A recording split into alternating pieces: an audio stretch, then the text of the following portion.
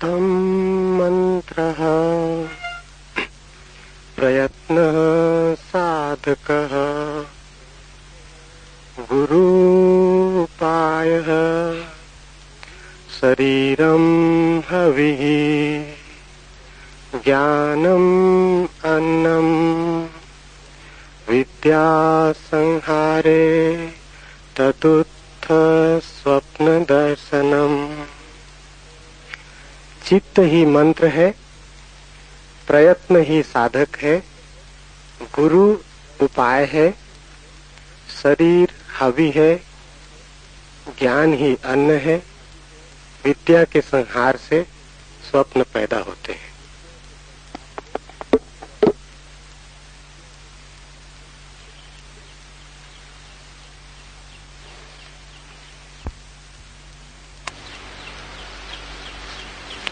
चित्त ही मंत्र है।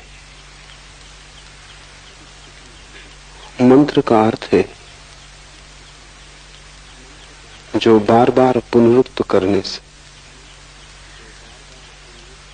शक्ति को अर्जित करे, जिसकी पुनरुक्ति शक्ति बन जाए। जिस विचार को भी बार बार पुनरुक्त करेंगे वो धीरे धीरे आचरण बन जाएगा। जिस विचार को बार बार दोहराएंगे जीवन में वो प्रकट होना शुरू हो जाए। जो भी आप हैं वो अनंत बार कुछ विचारों के दोहराए जाने का परिणाम। सम्मोहन पर बड़ी खोजें हुई। आधुनिक मनोविज्ञान ने सम्मोहन के बड़े गहरे तलों को खोजा है। सम्मोहन की प्रक्रिया का गहरा सूत्र एक ही है कि जिस विचार को भी वस्तु में रूपांतरित करना हो उसे जितनी बार हो सके दोहराओ। दोहराने से उसकी लीक बन जाती। लीक बनने से मन का वही मार्ग हो जाता है। जैसे नदी बह जाती है, अगर एक गड्ढा खोदकर राह बना दी जाए नहर बन जाती। वैसे ही अगर मन में एक लीक बन जाए किसी भी विचार की, तो वो विचार परिणाम में आना शुरू हो जाता। फ्रांस में एक बहुत बड़ा मनोवैज्ञानिक हुआ, एमाइल कुए। उसने लाखों लोगों को केवल मंत्र के द्वारा ठीक किया। लाखों मरीज सारी दुनिया से कुएं के पास पहुंचते थे और उसका इलाज बड़ा छोटा था। वो सिर्फ मरीज को कहता था, तुम यही दोहराए चले जाओ कि तुम बीमार नहीं हो, स्वस्थ हो रहे हो। रात सोते समय दोहराओ, सुबह उठते समय दोहराओ, दिन में जब स्मृति आ जाए तब दोहराओ। बस एक विचार को दोहराते रहो कि मैं स्वस्थ हूं, मैं स्वस्थ हूं, मैं निरंतर स्वस्थ हो रहा हूं। चमत्कार मालूम होता है कि कठिन से कठिन रोग के मरीज सिर्फ इस पुनरुक्ति से ठीक हुए। कुएं के पास सारी दुनिया से लोग पहुंचने लगे। लेकिन बात तो बहुत छोटी है। साधारणता भी जब आप ठीक होते हैं बीमारी से तो मनोवैज्ञानिक कहते हैं उसमें दवा का काम तो 10% होता है, 90% तो पुनरुक्ति का काम होता है। दवा को दिन में 4 बार लेते हैं, 8 बार लेते हैं। जब भी दवा को लेते हैं तभी मन में ये भाव आता है अब मैं ठीक हो जाऊंगा, ठीक दवा मिल गई। होम्योपैथी की गोलियों में कुछ भी नहीं है, लेकिन उससे उतने ही लोग ठीक होते हैं जितने एलोपैथी से। अच्छा डॉक्टर अगर पानी भी दे दे तो आप ठीक हो जाएंगे, क्योंकि सवाल दवा का नहीं, अच्छे डॉक्टर पर भरोसा होता है। भरोसा पुनरुक्ति बन जाता है। आप जानते हैं कि अच्छे डॉक्टर ने इलाज किया है, इसलिए जो डॉक्टर आपसे कम फीस लेता है शायद वो आपको ठीक ना कर पाए। जो डॉक्टर आपसे ज्यादा फीस लेता है वही आपको ठीक कर पाएगा, क्योंकि जब आप ज्यादा जेब आपकी खाली होती है तो भरोसा बढ़ता है, लगता है कि बड़ा डॉक्टर है। और आप जैसे बड़े मरीज को बड़ा डॉक्टर चाहिए। पुनरुक्ति, मनोवैज्ञानिक एक प्रयोग किए हैं जिसे वो प्लेसबो कहते हैं, झूठी दवा। और बड़ी हैरानी मालूम हुई, एक ही बीमारी के मरीज हैं 25 को वास्तविक दवा दी गई और 25 को सिर्फ पानी दिया गया। लेकिन पता किसी को भी नहीं है कि किसको पानी दिया गया, किसको दवा दी गई। मरीजों को पता नहीं, वो सभी दवा मान के चल रहे हैं। हैरानी हुई कि जितने दवा से ठीक हुए उतने ही पानी से भी ठीक हुए, प्रतिशत बराबर वही रहा। इसलिए जब कभी कोई पहली बार दवा खोजी जाती है तो उससे बहुत मरीज ठीक होते हैं, फिर धीरे धीरे संख्या कम हो जाती। इसलिए हर दवा 2-3 साल से ज्यादा नहीं चलती, क्योंकि जब पहली दफा दवा खोजी जाती है तो बड़ा भरोसा पैदा होता है कि अब खोज ली गई असली दवा। सारी दुनिया में मरीज उससे प्रभावित होते, फिर धीरे धीरे भरोसा कम होने लगता है, क्योंकि कभी कोई मरीज उससे ठीक भी नहीं होता। कभी कोई जिद्दी मरीज मिल जाता है जो सुनते नहीं दवा की न डॉक्टर की, उसके कारण दूसरे मरीजों का भरोसा भी क्षीण होने लगता है। धीरे धीरे दवा का प्रभाव खो जाता है। इसलिए हर 2 साल में नई दवाएं खोजनी पड़ती। दवाओं का भी प्रभाव विज्ञापन ठीक से किया जाए तो ही होता है। तो हर अखबार, पत्रिका, रेडियो, टेलीविजन, सब तरफ से प्रचार होना चाहिए। प्रचार ज्यादा कारगर है जितनी दवा के तत्व, उससे ज्यादा, क्योंकि वही प्रचार आपको सम्मोहित करेगा। वो प्रचार मंत्र बन जाता है। अखबार खोला और एस्प्रो, रेडियो खोला और एस्प्रो, टेलीविजन पे गए और एस्प्रो, बाजार में निकले और बोर्ड एस्प्रो, जो कुछ भी करें एस्प्रो पीछा करती। वो सिरदर्द से भी बड़ा सिरदर्द बन जाती, फिर वो सिरदर्द को हरा देती। पुनरुक्ति शक्ति पैदा करती है। मंत्र का अर्थ है किसी चीज को बार बार दोहराना। ये सूत्र कह रहा है चित्त ही मंत्र है, चित्तम मंत्रा। ये कहता है और किसी मंत्र की जरूरत नहीं। अगर तुम चित्त को समझ लो तो चित्त की प्रक्रिया ही पुनरुक्ति है। तुम्हारा मन कर क्या रहा है जन्मों जन्मों से? सिर्फ दोहरा रहा है। सुबह से सांझ तक तुम करते क्या हो? रोज वही दोहराते हो जो तुमने कल किया था, जो परसों किया था। वही तुम आज कर रहे हो, वही तुम कल भी करोगे अगर न बदले। और तुम जितना वही करते जाओगे उतनी ही पुनरुक्ति प्रगाढ़ होती जाएगी और तुम झंझट में इस तरह फंस जाओगे कि बाहर आना मुश्किल हो जाएगा। लोग मेरे पास आते हैं, वो कहते हैं सिगरेट नहीं छूटती। सिगरेट मंत्र बन गई है, उन्होंने इतनी बार दोहराया है। दिन में 2 पैकेट पी रहे हैं, उसका मतलब हुआ कि 24 बार दोहरा रहे हैं कि 20 बार दोहरा रहे हैं। बार बार दोहराया है और सालों से दोहरा रहे हैं। आज अचानक छोड़ देना चाहते हैं, लेकिन जो चीज मंत्र बन गई उसको अचानक नहीं छोड़ा जा सकता। तुम छोड़ दोगे इससे क्या फर्क पड़ता है? पूरा मन मांग करेगा, पूरा शरीर उसको दोहराएगा, वो कहेगा चाहिए। उसी को तुम तलफ कहते हो। तलफ का मतलब हुआ कि जिस चीज को तुमने मंत्र बना लिया उसे अचानक छोड़ना चाहते हो, ये नहीं हो सकता। तलफ का मतलब है जो चीज मंत्र बन गई है उसको विपरीत मंत्र से तोड़ना होगा। तो रूस में पावलव ने इस पे बहुत काम किया, और पावलव अकेला आदमी है जिसने तलफ वाले मरीजों को ठीक करने में सफलता पाई। अगर आप सिगरेट पीने के रोगी हो गए, छोड़ना चाहते हैं और नहीं छूटती, तो पावलव मंत्र का प्रयोग करता था। उसके मंत्र जरा तेज थे।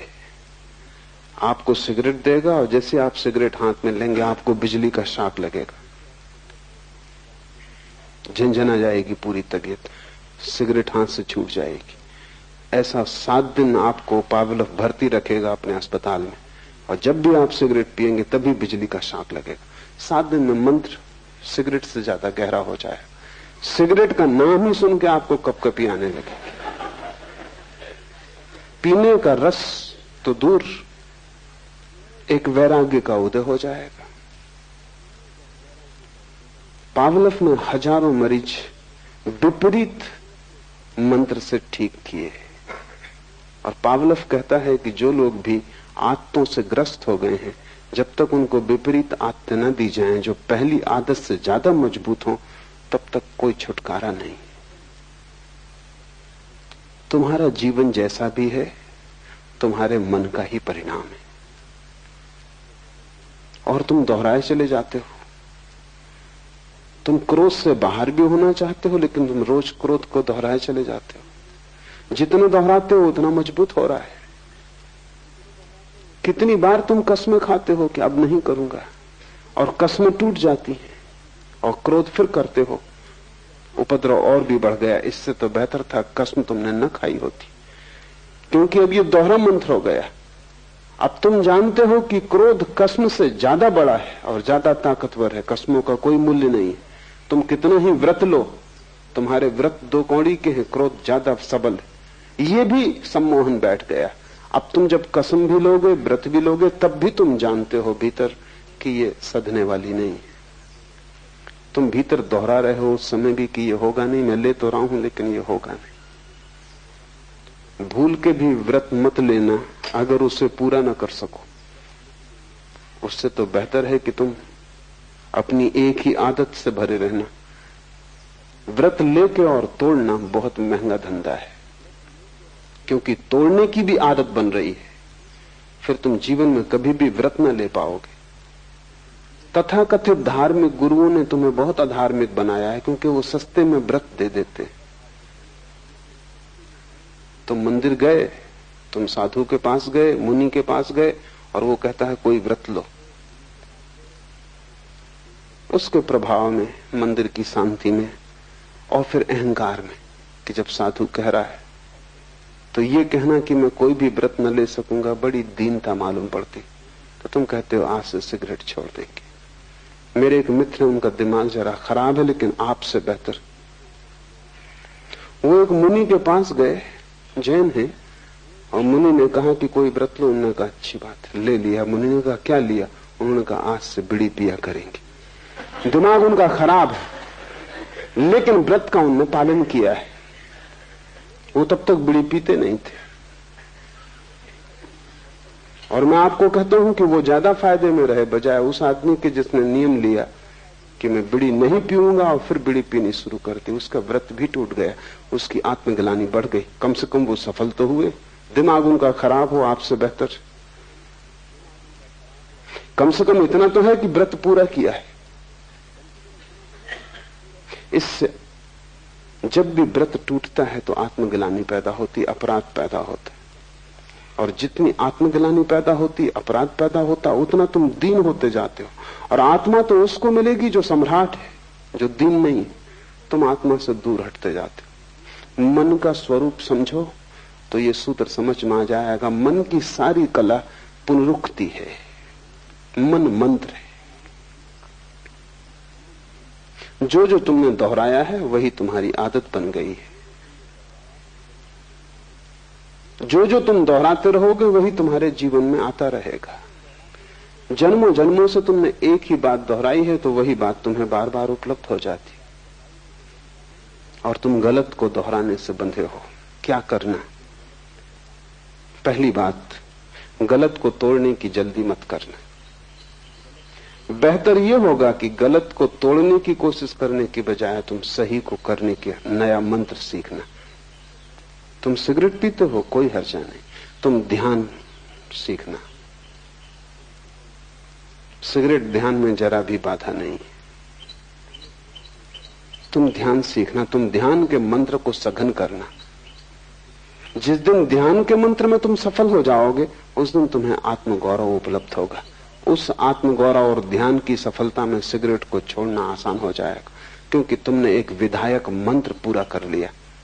नकारात्मक मत बनना, अन्यथा तुम मुश्किल में पड़ोगे। पश्चाताप, पाप, पीड़ा और उदासी पकड़ लेगी। तुम्हारे साधु मंदिरों में बैठे हैं, सब उदास हैं। उनके जीवन में कोई हंसी नहीं है, कोई खुशी नहीं है, कोई प्रसन्नता, उत्फुल्लता नहीं है।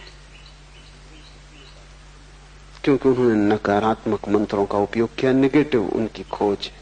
क्या क्या गलत है वो उन्होंने छोड़ा। मैं तुमसे कहता हूं गलत को छोड़ने की जल्दी मत करना, तुम ठीक को पकड़ने की जल्दी करना। जिस दिन ठीक तुम्हें पकड़ जाएगा, गलत को छोड़ना बहुत आसान हो जाएगा। तुम बीमारी से मत लड़ना, तुम स्वास्थ्य को पाने की कोशिश करना। वही कुएं अपने मरीजों को कह रहा है, वो कह रहा है कि मैं स्वस्थ हो रहा हूं। तुम यही भाव दोहराओ। उल्टा विपरीत भी तुम कर सकते हो। तुम्हारे सिर में दर्द है, तुम ये भी कह सकते हो कि नहीं मुझे सिर दर्द नहीं, लेकिन जितनी बार तुम ये कहोगे उतने बाहरी सिर दर्द शब्द को भी तुम दोहरा रहे हो। और जितनी बार तुम कहोगे कि सिर दर्द नहीं है, अगर सिर दर्द है तो तुम्हारे कहने से क्या होगा, भीतर तो तुम जानते हो तुम्हारा कहना झूठ है। ऊपर तुम कितना ही कहो कि सिर दर्द नहीं, लेकिन सिर दर्द हो रहा है, भीतर तो तुम यही कहोगे कि हो रहा है। ये कुएं कहता है तो दोहरा रहे हैं, लेकिन सिर दर्द हो रहा है। कुएं के कहने से तुम्हारा सिर दर्द नहीं मिटेगा, तुम्हारा सिर दर्द तो तुम्हारी भीतरी प्रक्रिया से ही मिटेगा। नकारात्मक शब्द पकड़ना ही मत। इसलिए मैं कहता हूं संसार को छोड़ने की कोशिश मत करना, परमात्मा को पाने की कोशिश करना। इसलिए मैं कहता हूं त्याग की दिशा में मत जाना, परम भोग की खोज करना।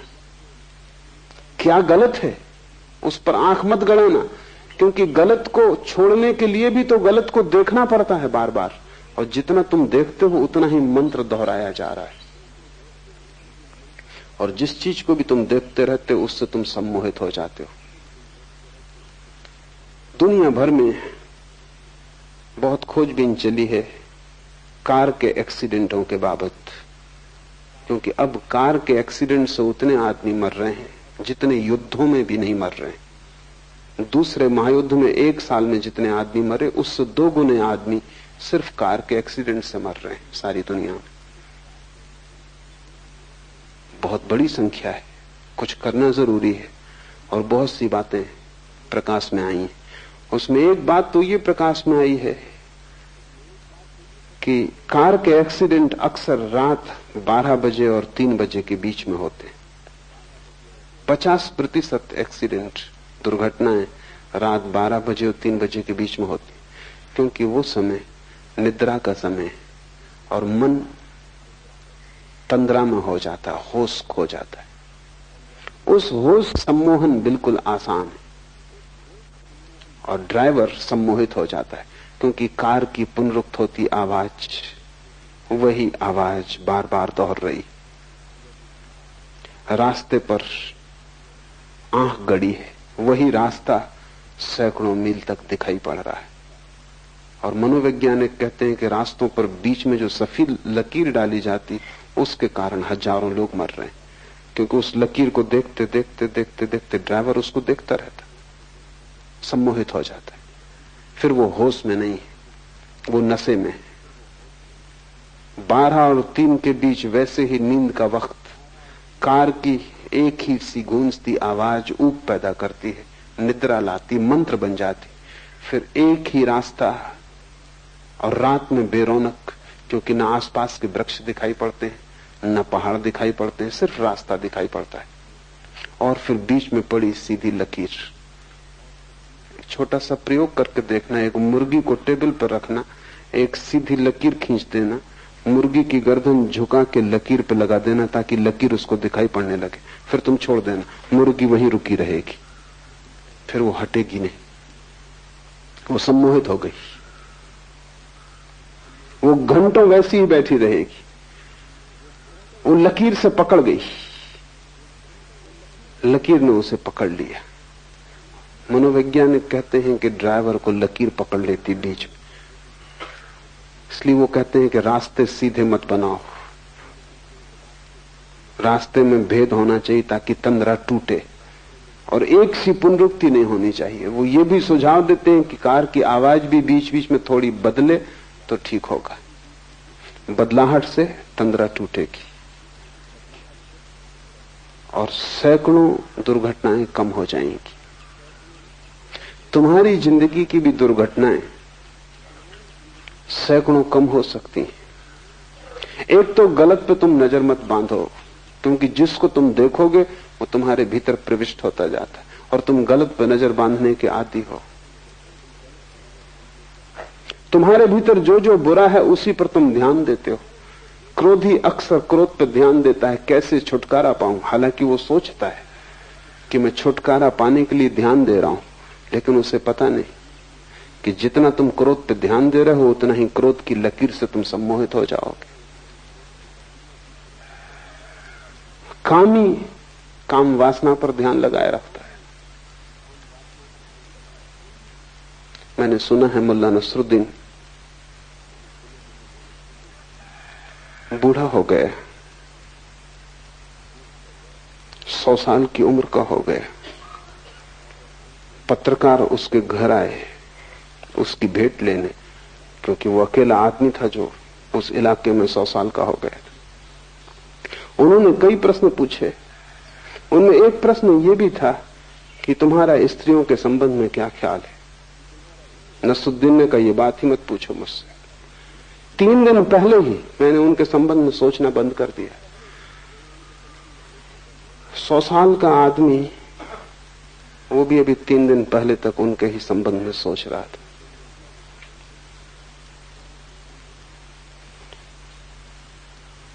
स्त्री पकड़े रहेगी क्योंकि तुम उससे छूटना चाहते हो। वो तुम्हारा नकारात्मक मंत्र बन गया। तुम जिससे छूटना चाहते हो उससे तुम छूट ना पाओगे। गलत को देखने अगर तुम लग गए तो तुम गलत पर ध्यान कर रहे हो। महावीर ने ध्यान के 4 रूप कहे, 2 गलत 2 सही।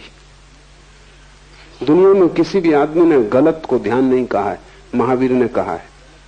मनोवैज्ञानिक उनसे राजी होंगे। उन्होंने कहा गलत ध्यान भी ध्यान तो है ही, जिससे क्रोध ही ध्यान मग्न हो जाता है, क्योंकि क्रोध में सारी दुनिया मिट जाती। क्रोध में चित्त एकाग्र हो जाता है, इसलिए क्रोध में बड़ी शक्ति आ जाती है। तुमने कभी ख्याल किया, क्रोधी आदमी अपने से दुगने ताकतवर आदमी को उठा के फेंक देगा क्रोध में। होश में होता, क्रोध में होता तो 25 दफा सोचता कि इस आदमी से झंझट लेनी कि नहीं, दुगना ताकतवर है। क्रोध में आदमी बड़ी से बड़ी चट्टान सरका देता है, होश में सोच भी नहीं सकता। क्रोध में आदमी कुछ भी कर लेता, क्रोध में सारी शक्ति जग जाती। क्या होता है, बढ़ती हुई शक्ति जो सब तरफ जा रही थी एकाग्र हो जाती। जैसे किरणें सूरज की इकट्ठी हो जाएं तो आग पैदा हो जाती, ऐसा क्रोध में चित्त इकट्ठा हो जाता है, आग पैदा हो जाती। महावीर ने उसको भी ध्यान कहा है। महावीर ने कहा आर्त और रौद्र 2 गलत ध्यान है। दुख में भी आदमी ध्यान मग्न हो जाता है। कोई मर गया तब तुम रोते हो, चीखते हो, चिल्लाते हो, बस एक पर ही ध्यान अटक जाता है। गलत ध्यान से बचना, और तुम सभी गलत ध्यान में लगे हो। तुम्हारे जीवन की तकलीफ ही यही है, मूल पीड़ा और बीमारी यहां है कि तुमने अपनी आंखें गलत पर जमा ली हैं। क्या क्या गलत है उसे छोड़ना, और तुम सोच रहे हो कि छोड़ने के लिए ही तुम ये कर रहे हो। इस ध्यान के कारण ही तुम नहीं छोड़ पा रहे हो। मैं तुमसे कहता हूं संसार की फिक्र ही छोड़ दो, तुम परमात्मा पर ध्यान लगाओ। तुम क्रोधी हो, सारी दुनिया क्रोधी है, क्रोध पर आंखें मत गड़ाओ, करुणा पर आंखें गड़ाओ। तुम जो सही है उसको ध्यान में लाओ, और जैसे जैसे सही में शक्ति बढ़ेगी गलत से शक्ति विसर्जित हो जाएगी, क्योंकि शक्ति तो एक ही है, तुम सब तरफ नहीं लगा सकते। अगर तुमने शांत होने की चेष्टा पर ध्यान लगा दिया तो जब तुम अशांत होना चाहोगे तब तुम पाओगे कि शक्ति तुम्हारे पास है नहीं, वो शांति की तरफ बह गई। और जिसने शांति का स्वाद ले लिया वो अशांत होना क्यों चाहेगा। अशांत तो वही होता है जिसने शांति का स्वाद नहीं लिया। जिसने परमात्मा का रस नहीं लिया वही संसार में अलिप्त डूबता है, लिप्त होता है। इसे बहुत ठीक से ख्याल में ले लो। नकार से बचना, नहीं से बचना, बुरे को छोड़ने की फिक्र मत करना, क्योंकि छोड़ने में ही तुम सम्मोहित हो जाओगे और बुरे को तुम कभी भी न छोड़ पाओगे। जिसको भी हम छोड़ना चाहते हैं उसमें एक पकड़ आ जाती है। मैंने सुना है एक आदमी एक होटल में मेहमान हुआ, मैनेजर ने कहा हम दे ना सकेंगे कमरा, कमरा तो खाली है, लेकिन उसके नीचे एक आदमी ठहरे हुए, वो बहुत उपद्रवी है, जरा सी भी आवाज ऊपर हो गई तो वो बखेड़ा खड़ा कर देंगे। उनकी वजह से उनके ऊपर का कमरा हमने खाली ही छोड़ दिया है।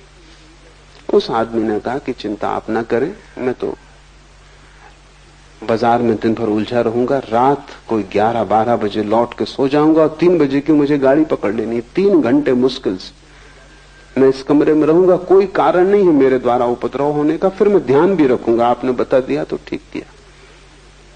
वो आदमी 12 बजे थका मांदा बाजार से काम करके लौटा, बिस्तर पर बैठा, एक जूता छोड़ के उसने पटका, फर्श पे गिरा तो उसे ख्याल आया कि कहीं उस आदमी की नींद न टूट जाए, तो उसने दूसरा चुपचाप रख के वो सो गया। कोई 15 मिनट बाद नीचे के आदमी ने आके दस्तक दी, दरवाजा खोला तो वो आदमी क्रोध से कप रहा था। ये घबरा गया कि रात अंधेरा, अब क्या? उसने कहा क्या भूल हो गई, मैं तो सो चुका था। उस आदमी ने कहा भूल, दूसरे जूते का क्या हुआ?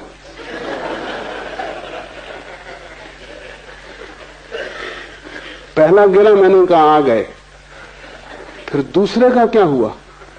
मैं सो ही नहीं पा रहा हूं, वो दूसरा जूता तो सिर पर लटका हुआ है, तो पूछ लूं, पता चल जाए, निश्चिंतता हो। सबने दूसरा जूता लटका लिया, वो नकार का है, वो तुम ये छोड़ना है, ये छोड़ना है, ये बुरा है, और इतनी बुराइयां हैं कि जीवन छोटा मालूम पड़ता है, तुम छोड़ ना पाओगे। रत जगह जगह बुराई है, कोने कोने में बुराई है, सारा जीवन बुराई से भरा है, और तुम्हारे साधु संत तुम्हें सिर्फ अपराध से भरते हैं, क्योंकि वे तुमसे कहते हैं ये गलत, ये गलत, ये गलत।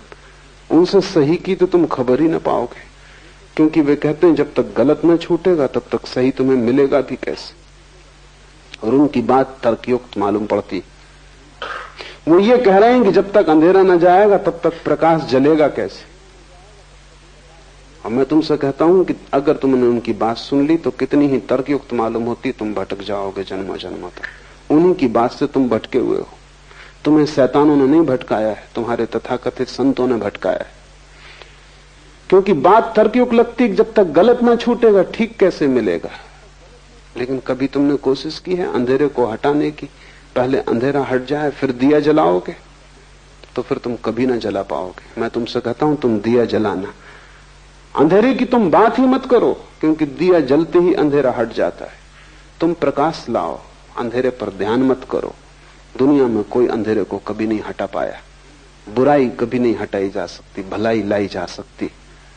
संसार कभी नहीं छोड़ा जा सकता, आत्मा पाई जा सकती, और आत्मा के पाते ही संसार छूट जाता है। हम उसे पकड़े ही इसलिए हैं कि उससे बेहतर हमें दिखाई नहीं पड़ता, और जब तक बेहतर न दिखाई पड़ जाए तुम उसे छोड़ोगे भी कैसे। तुम छोड़ना भी चाहोगे तो भी तुम छोड़ ना पाओगे। तुम लड़ोगे, परेशान होगे, तुम अपने को थका लोगे, मिटा लोगे, लेकिन कहीं पहुंचोगे नहीं। तुम्हारी जिंदगी एक व्यर्थ की दौड़ धूप हो जाएगी।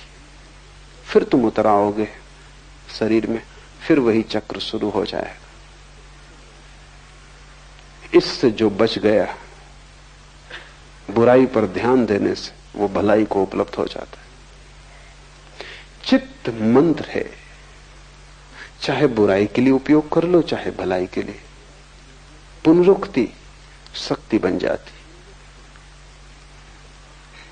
तुमसे क्रोध होता है, स्वीकार कर लो। कितनी बार क्रोध होता है, तुम क्रोध का पश्चाताप भी मत करो, तुम क्रोध से लड़ो भी मत। जितनी बार क्रोध हो उतनी बार करुणा के कृत्य भी करो। जितनी बार लोगों को तुमसे हानि पहुंचती हो उतनी बार लोगों को तुम लाभ भी पहुंचाओ। तुम जरा लोगों को लाभ पहुंचाने का रस भी लो।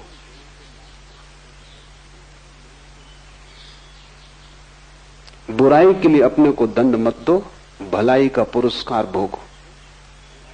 बुराई के लिए अपने को कष्ट मत दो, थोड़ा भला करो, उसका स्वाद लो।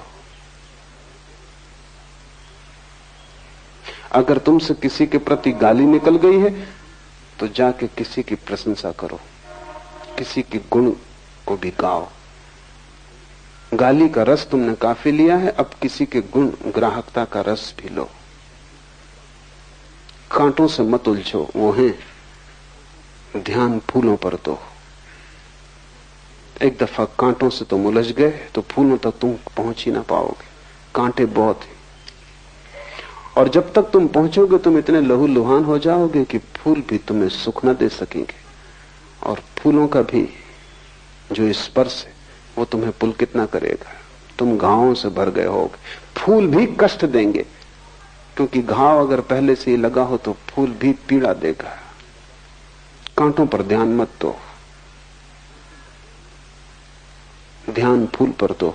और अगर तुम फूल के रस में डूब गए तो तुम एक दिन पाओगे कि कांटे हैं ही नहीं, क्योंकि फूल के रस में जो डूब जाए उसे कांटा भी चुभ नहीं सकता। असली सवाल फूल के रस में डूबने का है, विष में विमुक्त हो जाने का है। असली बात परमात्मा की शराब पी लेने का है, तब तुम्हें इस संसार की शराबें आकर्षित न करेंगी। अन्यथा तुम लड़ोगे उन्हीं से और उन्हीं से पराजित होोगे। बुराई से जो लड़ता है वो बुराई से पराजित होता है। बुराई से लड़ने वाला मन बुराई का मंत्र बना लेता है, क्योंकि चित्त मंत्र है। चित्त की इस प्रक्रिया को समझो कि चित्त दोहराता है। तुमने कभी ख्याल किया है? एक 7 दिन अपने चित्त का निरीक्षण करो, लिखो चित्त जो जो दोहराता है, और तुम पाओगे एक वर्तुलाकार चित्त का भ्रमण है।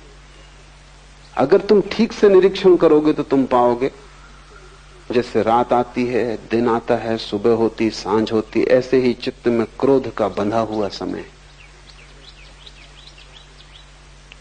प्रेम का बंधा हुआ समय, काम वासना का बंधा हुआ समय, लोभ का बंधा हुआ समय। ठीक उसी समय पर लोभ तुम्हें पकड़ता है जैसे भूख पकड़ती, लेकिन तुमने कभी निरीक्षण नहीं किया। अन्यथा तुम अपना 28 दिन का कैलेंडर बना सकते हो और तुम लिख सकते हो कि सोमवार की सुबह मुझसे सावधान। पत्नी बच्चे घर में जान सकते हैं कि सोमवार की सुबह पिताजी से जरा दूर रहना, और वो और इसका उपयोग हो सकता है, क्योंकि तुम सोमवार की सुबह अगर ठीक से निरीक्षण तुमने किया कुछ दिनों तक, तो तुम पकड़ लोगे वे बिंदु जहां वर्तुल की तरह तुम्हारा मन घूमता है। शरीर ही वर्तुलाकार नहीं है, मन भी वर्तुलाकार है। इस जगत में सभी गतियां वर्तुलाकार हैं, सर्कुलर हैं। चांद तारे गोल घूमते हैं, जमीन गोल घूमती है, सब चीजें गोल घूमती हैं, मौसम गोल घूमते हैं। तुम्हारे मन की ऋतुआं भी गोल घूमती हैं। जिससे स्त्रियों को मासिक धर्म होता है, ठीक 28 दिन में वर्तुल पूरा होता है। अभी मनोवैज्ञानिक कहते हैं कि पुरुषों के भीतर भी वैसी ही रासायनिक प्रक्रिया होती है 28 दिन में जैसा स्त्रियों की, क्योंकि शरीर कुछ बहुत भिन्न नहीं है। तुमने ख्याल किया कि स्त्रियों को जब मासिक धर्म होता है वो ज्यादा चिड़चिड़ी, ज्यादा झगड़ेल, क्रोधी, उदास, परेशान, बेचैन हो जाती। हिंदू बहुत होशियार थे, वो उनको 3-4 दिन के लिए कमरों में अलग ही बंद कर देते थे, क्योंकि उस समय उनसे कुछ आशा करनी ठीक नहीं। उनके शरीर में इतनी रासायनिक प्रक्रिया हो रही कि उस रासायनिक प्रक्रिया में होश रखना उन्हें मुश्किल होगा, वो बेहोश हो जाएंगे। लेकिन ठीक 28 दिन पर हर पुरुष को भी ऐसा ही होता है। पुरुष का भी मासिक धर्म है। बाहर रक्तस्राव नहीं होता, लेकिन भीतर रस ग्रंथियों में रक्तस्राव होता है, इसलिए दिखाई नहीं पड़ता। लेकिन हर 28वें दिन पर तुम भी उदास, बेचैन, परेशान हो जाते हो। तुम थोड़ा निरीक्षण करो, तब तुम पाओगे कि तुम्हारे मन का एक वर्तुल है जो 28 दिन में पूरा होता है, 4 सप्ताह में पूरा होता है। और उस वर्तुल में तुम धीरे धीरे निरीक्षण की प्रक्रिया को प्रगाढ़ करोगे तो ठीक ठीक बिंदु खोज लोगे कब क्या होता है। तब तुम बड़े हैरान होगे। तब तुम पाओगे कि तुम क्रोधित किसी और के कारण नहीं होते, क्रोधित तुम्हारे भीतरी कारणों से होते हो, दूसरा तो सिर्फ बहाना है। तब तुम दूसरे पर जिम्मेवारी भी न डालोगे। तब तुम क्रोधित होगे तो दूसरे से क्षमा मांगोगे कि मुझे माफ करना, अभी मेरी दशा, मौसम ठीक नहीं। और ये संयोग की बात है कि तुम सामने पड़ गए, कोई दूसरा पड़ता तो उस पे ये उपद्रव होता।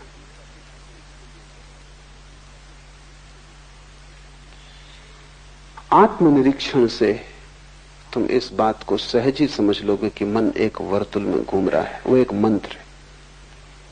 और अगर तुम इसे न समझे तो तुम उस वर्तुल में भटकते ही रहोगे। इसलिए हिंदुओं ने संसार को चक्र कहा है, वो घूमता है और तुम वही वही कर रहे हो बार बार।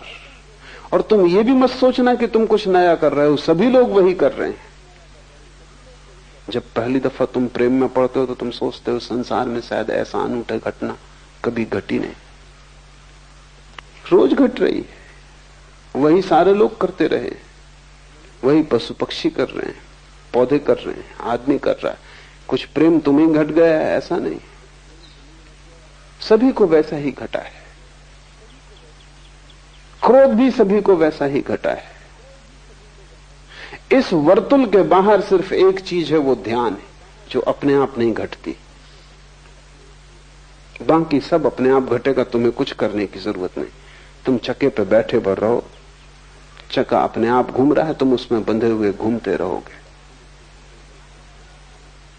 सिर्फ एक घटना है जो इस वर्तुल के बाहर है कि तुम छलांग लगा के चक्र के बाहर निकल जाओ, वो ध्यान है। वो अपने आप नहीं घटता है, वो कभी किसी बुद्ध को घटता है। पश्चिम के बहुत बड़े ऐतिहासिक एर्नाल्ड टायनबी ने हिसाब लगाया है कि अब तक केवल 6 आदमी इस चक्र के बाहर हुए पूरे मनुष्य जाति के इतिहास में। 6 न हुए हों, 60 हुए हों, संख्या कुछ बहुत बड़ी नहीं। वो एक अनहोनी घटना है। न तो प्रेम, न क्रोध, न लोभ, ये सामान्य घटनाएं हैं, सभी को घट रही हैं, जानवरों को घट रही हैं। इससे तुम आदमी नहीं हो।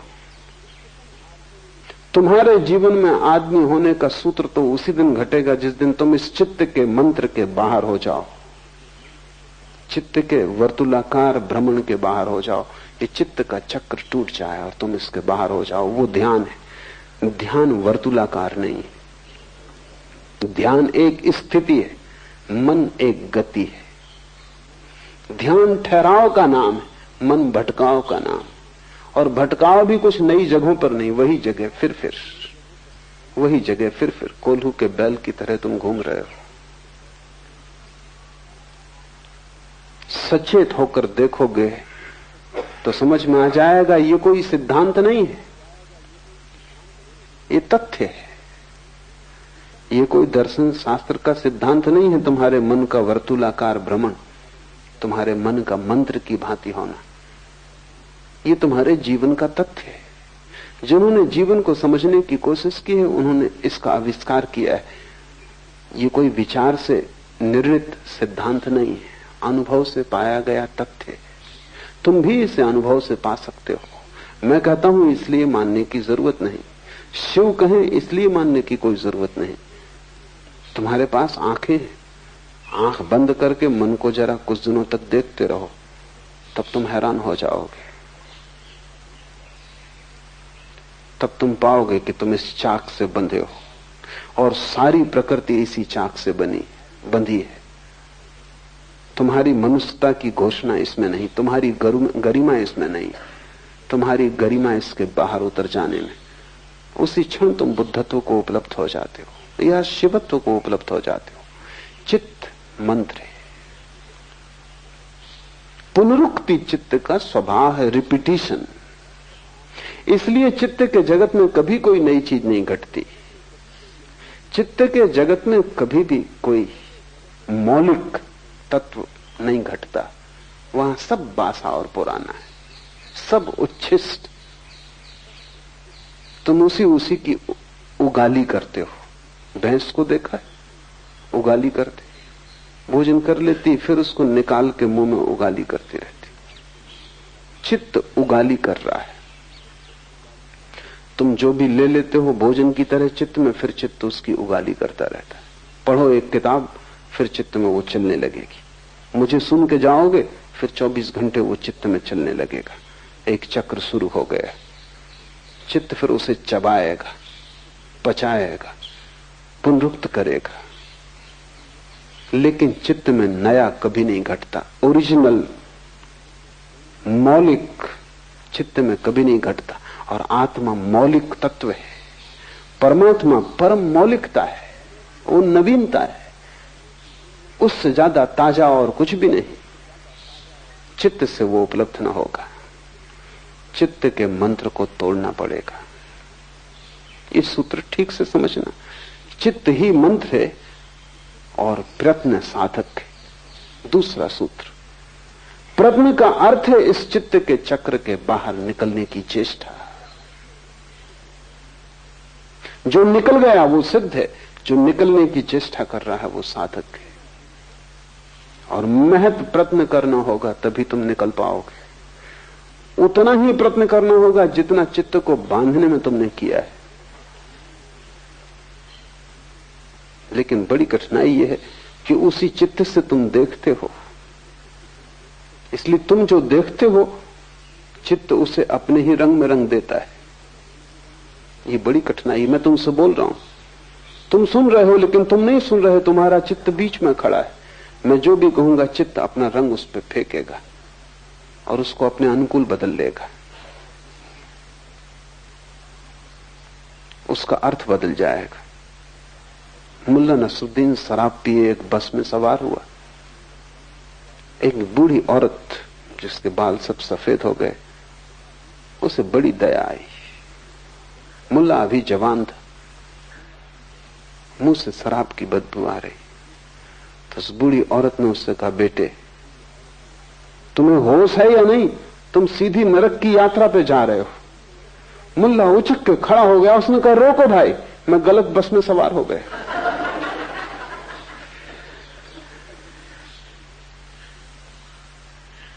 वो जो चित्त है अगर शराब में डूबा है तो वो हर चीज को अपने रंग में रंग लेगा। वो समझे कि ये बस नरक जा रही।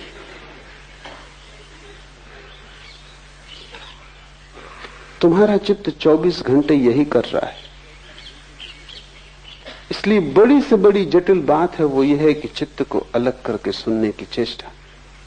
वही श्रावक, वही सम्यक श्रवण कि चित्त को तुम हटा दो और सीधा सुनो। प्रयत्न साधक है, चेष्टा करनी पड़ेगी, महत चेष्टा करनी पड़ेगी। आलस्य में पड़े रहने से तुम बाहर न हो पाओगे इस वर्तुल के। कैसे कोई पड़ा पड़ा वर्तुल के बाहर हो पाएगा? पड़ा पड़ा तो वर्तुल घूमता ही रहेगा, चक्र घूमता ही रहेगा। और डर के कारण कि कहीं तुम गिर न जाओ, तुम उसे जोर से पकड़े रहोगे। अगर तुमने कभी जंगल में बहेलियों को देखा है, तोतों को पकड़ते, तो बहेलिये बड़ी सीधी तरकीब का उपयोग करते। वही तरकीब तुम्हारा चित्त तुम्हारे लिए कर रहा है। वो रस्सी बांध देते, तोते उस पर आके बैठते हैं, वजन के कारण उल्टे होकर लटक जाते। रस्सी पे बैठा नहीं जा सकता है। तोता रस्सी पे आके बैठता है, वजन के कारण उल्टा हो जाता है, उल्टा लटक के घबरा जाता है। घबरा के रस्सी को जोर से पकड़ लेता है कि कहीं गिर ना जाऊं। अब मुश्किल में पड़ा। अगर छोड़े रस्सी को तो डर लगता है कि गिर पड़ूंगा। कुछ पकड़ने की जरूरत नहीं, वो अपने आप पकड़े गए। वो बहेली आके उनको पकड़ के ले जाएगा। ये तोता भूल ही गया कि मेरे पास पंख हैं, गिरने का कोई कारण नहीं, कोई भय नहीं। लेकिन एक दफा रस्सी में उल्टे लटक के तुमको भी यही भय हो जाता है कि चके से अगर उतरे क्या होगा, खो जाएंगे, भटक जाएंगे। हेमिंगवे के एक पात्र ने एक उपन्यास में कहा है कि दुख मुझे स्वीकार है खालीपन की बजाय। I will choose suffering than nothingness। ना कुछ मैं ना चुनूंगा, इससे तो दुख चुन लेना बेहतर है। खाली होना तुम पसंद ना करोगे, नरक भी ठीक है, कम से कम भरे तो हो। वो तोता लटका है, डर रहा है कि कहीं सब न खो जाए। शक उसे भी हो रहा है कि फंस गए, लेकिन फंसा होना ठीक है, कम से कम गिरने से। इस चाक को तुम ही पकड़े हुए हो, चाक तुम्हें नहीं पकड़े हुए, मन तुम्हें नहीं पकड़े हुए। अगर मन तुम्हें पकड़े होता तो फिर बुद्ध और महावीर पैदा नहीं हो सकते, क्योंकि वो उनको भी पकड़े रहता। वो भागते क्या होता, मन उनको पकड़े रहता, मन उनका पीछा करता। नहीं, मन तुम्हें नहीं पकड़े है, मन को डर के कारण तुमने ही पकड़ा हुआ है। तुम इतने जोर से पकड़े हो और फिर भी तुम जाते हो संतों साधुओं के पास पूछने के मन से छुटकारा कैसे हो। मन से छुटकारे के लिए किसी से पूछने की कोई जरूरत नहीं। इतना ही समझ लेना जरूरी है कि तुमने पकड़ा है। तुम्हारे अतिरिक्त तुम्हारे जीवन के लिए और कोई जिम्मेवार नहीं है। पर पकड़ना अब सुविधापूर्ण हो गया है, क्योंकि तुम सदा से पकड़े हो, उसकी आदत हो गई, उसमें कुछ श्रम नहीं लगता। छोड़ने में श्रम लगेगा। अगर तुमने मुट्ठी जन्मों जन्मों से बांध रखी है तो खोलना मुश्किल होगा। जड़ हो गई हैं अंगुलियां, हाथ बंध गया है। बस इतनी ही बात है। थोड़े से प्रयत्न की जरूरत है कि मांसपेशियां फिर सजग हो जाएं, खून फिर हाथ उंगलियों में दौड़ने लगे और तुम खोलने में समर्थ हो जाओ। जिसे बांधा है वो खुल सकता है, इतना तो पक्का है, नहीं तो बांधते कैसे। मुट्ठी बंधती है क्योंकि खुल सकती है। कभी खुली ही रही होगी तभी बंधी है, फिर कभी खुल सकती है। लेकिन अगर बहुत दिन तक बांध के रखी तो खुलना मुश्किल हो जाता है। बस इतनी ही अड़चन है।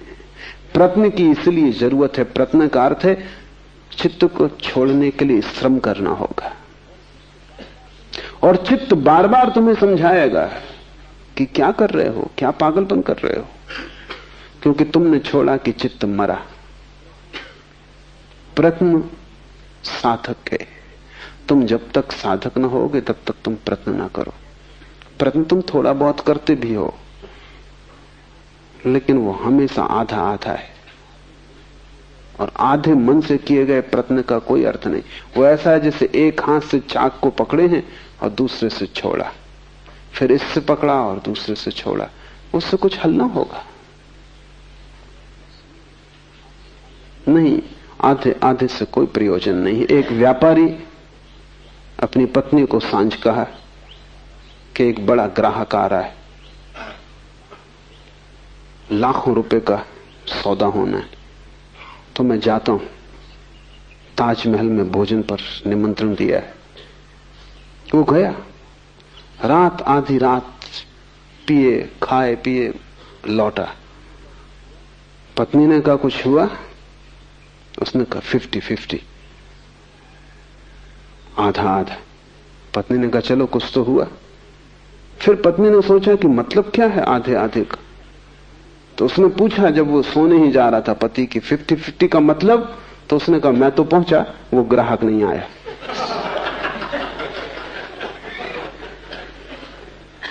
तुम जब भी आधे आधे हो बस ऐसा ही है, कुछ होगा नहीं। वो 50-50 है नहीं, और सब जगह तुम आधे आधे हो, पूरे तुम कहीं भी नहीं हो। जहां तुम पूरे हो जाते हो वहीं जीवन में क्रांति घटनी शुरू हो जाती। तब तुम उबलते हो, तब तुम 100 डिग्री पर वाष्पीभूत होते हो, तब पानी भाप बनता है। तब तुम नीचे की तरफ नहीं बहते जैसा पानी बहता है, तब तुम भाप की तरह ऊपर उठते हो। तब तुम्हारी दिशा अधोगामी नहीं रह जाती, ऊर्ध्वगामी हो जाती। प्रयत्न साधक है, तुम्हें आलस से छोड़ना पड़े। मेरे पास लोग आते हैं, वो कहते हैं कि सुबह का ध्यान जरा मुश्किल, 6 बजे आने में कठिनाई होती। तुम समझ ही नहीं रहे कि तुम क्या कह रहे हो। अगर तुम्हें 6 बजे उठने में कठिनाई हो रही है तो तुम्हें मन के बाहर जागने में तो भयंकर कष्ट होगा। अगर 6 बजे उठने में तुम्हें इतनी मुश्किल मालूम पड़ रही है तो जीवन के चाक से छलांग तुम कैसे लगाओगे। ये छोटी सी आदत कि तुम 6 बजे नहीं उठते रहे हो, बस 2-4 दिन आलस्य पकड़ेगा, पर आलस्य को तुम जीतने देते हो और आलस्य की कीमत पर ध्यान को खोने को तुम तैयार हो, तो ध्यान का तुम्हारे मन में कोई मूल्य ही नहीं है। अगर मूल्य होता तो ये सवाल तुम उठाते ना। कोई आता है वो कहता है कि 4 ध्यान में तो थकान हो जाती, अगर 2 छोड़ दें। तुम 4 ही छोड़ सकते हो, क्योंकि 4 में थकान होती, 2 में आधी होगी, लेकिन होगी तो ही। और मैं जानता हूं कि अगर मैं तुम्हारे मन को सुविधा दूं कि 2 छोड़ दो, कल तुम आओगे कि 1 ही करें, तो क्योंकि वही मन, 2 में भी तुम थकोगे तो ही। अगर तुम उस सूत्र को बांध कर चलते हो तो तुम आज नहीं कल आलस में डूबना ही पसंद करोगे, क्योंकि कुछ भी करने में श्रम तो होगा। ध्यान रहे, जीवन श्रम है, मृत्यु विश्राम है। तो अगर मरना हो तब कुछ करने की जरूरत नहीं, अगर जीना हो तो कुछ करना पड़ेगा। और अगर विराट जीना हो तो विराट उद्यम करना होगा। अगर परमात्मा को पाना हो तो ऐसा छोटा छोटा प्रयास काम नहीं करेगा, तुम्हारा पूरा जीवन ही प्रयास बन जाए। तुम रत्ती रत्ती दांव पर लगा दो अपने को, कुछ भी तुमने बचाया तो तुम चूक जाओगे। यहां पूरा ही दांव लगेगा तो ही तुम बच सकते हो। इसलिए थोड़े से लोग उपलब्ध हो पाते हैं, कोई कारण नहीं सिवाय आलस्य के। तुम ध्यान भी करते हो तो तुम ऐसे करते हो कहीं पैर में चोट ना लग जाए, कि कहीं किसी का धक्का ना लग जाए, कि ऐसा करें कि थक भी ना जाएं। तुम कर ही क्यों रहे हो? तुमसे कहा किसने? लेकिन तुम साफ भी नहीं हो, तुम ऐसे धुंधलके में जीते हो जहां सब अंधेरा अंधेरा है। तुम्हें यह भी पक्का नहीं कि तुम यहां आ कैसे गए, कैसे चले आए। तुम, कोई आ रहा था तुम साथ आ गए, कि सोचा चलो देखें, कि चलो देखें दूसरे क्या कर रहे हैं। तुम ऐसे ही धक्के खा रहे हो, और ऐसा अनंत जन्मों से चल रहा है, लेकिन धक्कों से कोई मंजिल पे नहीं पहुंचता। मंजिल कोई संयोग नहीं है कि तुम किसी भी भांति पहुंच जाओगे। मंजिल एक गंतव्यपूर्ण यात्रा है। मंजिल एक दिशा की तरफ सारे जीवन की धारा को लेकर चलने का श्रम। मंजिल एक संकल्प है। संकल्प करते ही तुम्हारा मन एक धारा में आ जाता है, शक्ति इकट्ठी हो जाती, तो ऊर्जा तुम में महान है। तुम जितना सोचते हो कि इतनी कम शक्ति है कि इतने जल्दी थक जाओगे, वो तुम गलती में हो। मनुष्य के शरीर में शक्ति के, ऊर्जा के 3 तल हैं। एक तल ऊपर का है जो रोजमर्रा काम के लिए, जैसे तुम जेब खर्च के लिए खीसे में कुछ रुपए डाल रखते हो, वो तुम्हारी पूरी संपदा नहीं, वो जेब खर्च के लिए है कि बाजार गए कुछ सामान वगैरह लाना, कुछ रुपए।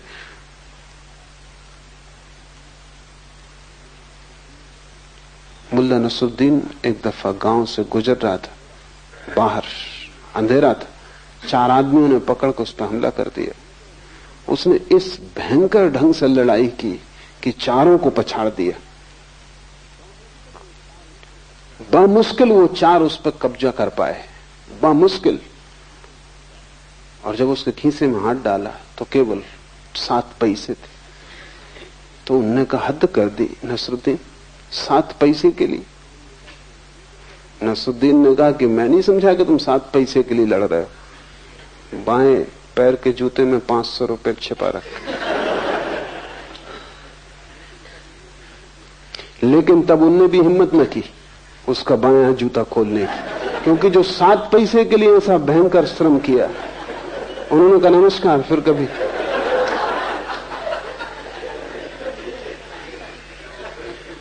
वो जो तुम्हारी रोजमर्रा की ऊर्जा है वो 7 पैसे से ज्यादा नहीं है। वो रोज काम के लिए है, उठना बैठना, भोजन करना, पचाना, सोना, कामधाम, ऊपर का अंग है, खीसे में पड़े हुए पैसे। जब तुम ध्यान शुरू करते हो वो चुक जाती, जल्दी चुक जाती, क्योंकि ध्यान उसने कभी किया नहीं, वो एक नया क्रम शुरू हो गया। अगर तुम उसकी ही बात मान के रुक गए तो तुम कभी ध्यान न कर पाओगे, उसकी तुम सुनो मत। अगर तुम किए ही गए, जल्दी ही तुम पाओगे कि दूसरे तल की ऊर्जा संलग्न हो गई। कई दफे तुम्हें अनुभव भी होता है, तुम बैठे हो रात सोने जा रहे थे, ऐसी नींद आ रही थी कि पलक खुलते नहीं खुलते थे कि तत्क्षण घर में आग लग गई। फिर तुम सो पाते हो, फिर तुम कहते हो मुझे नींद आ रही ना, नींद तिरोहित हो जाती।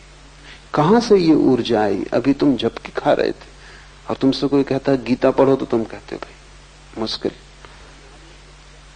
लेकिन घर में आग लग गई। गीता छोड़ सकते थे लेकिन घर में आग लग गई। अब तुम दौड़ रहे हो, भाग रहे हो, बुझा रहे हो, और आग भी बुझ जाएगी तो भी अब इस रात तुम सोने वाले नहीं। अब तुम जागे ही रहोगे, कितनी कोशिश करो सोने की, नींद ना आएगी। क्या हुआ? दूसरा तल जो रोजमर्रा शक्ति का नहीं है, संरक्षित तल टूट गया। उसके टूट जाने के कारण तुम इतनी ऊर्जा से भर गए हो कि सब नींद खो गई। अगर तुमने ध्यान का प्रयोग जारी रखा, तुम थके ना, जल्दी ही दूसरी ऊर्जा उपलब्ध होगी। उसके उपलब्ध होते ही तुम पाओगे कि कितना ही ध्यान करो थकने वाला नहीं है, कुछ भीतर खर्च होने वाला नहीं। ये भी दूसरा तल है, एक तीसरा तल है। ये दूसरा तुम्हारा खजाना है, ये भी चुक सकता है, इतनी आसानी से नहीं जितनी आसानी से पहला तल चुकता है। ये भी एक दिन चुकेगा। महत उपाय तुम करते रहोगे ध्यान के तो एक दिन ये भी चुकेगा, और तब तीसरा तल टूटता है। वो तल तुम्हारा नहीं, वो परमात्मा का है, वो कभी भी नहीं चुकता। लेकिन अगर तुमने आलस्य किया तो तुम दूसरे तल पे ही नहीं पहुंचोगे, तीसरे पर पहुंचने का तो कोई सवाल नहीं। परमात्मा परम ऊर्जा है, तुम्हारे भीतर ही छुपा है। पहला तल तुम्हारे मन का, दूसरा तल तुम्हारी आत्मा का, तीसरा तल परमात्मा का। मन को चुकाओ तो आत्मा की ऊर्जा उपलब्ध होगी, आत्मा को भी चुका दो तो परमात्मा की ऊर्जा उपलब्ध होगी, जो शाश्वत, जिसके फिर चुकने का कोई उपाय नहीं। फिर तुम विराट के साथ एक हो गए। इसलिए शिव कहते हैं प्रयत्न साधका। प्रयत्न सतत, गहरा और गहरा प्रयत्न साधक है। उस समय तक प्रयत्न करते जाना है जब तक कि तीसरा तल न टूट जाए, तुम उस परम ऊर्जा को न उपलब्ध हो जाओ। फिर तुम सिद्ध हो, फिर विश्राम किया जा सकता है। उसके पूर्व विश्राम आत्मघात है। तीसरा सूत्र है गुरु उपाय।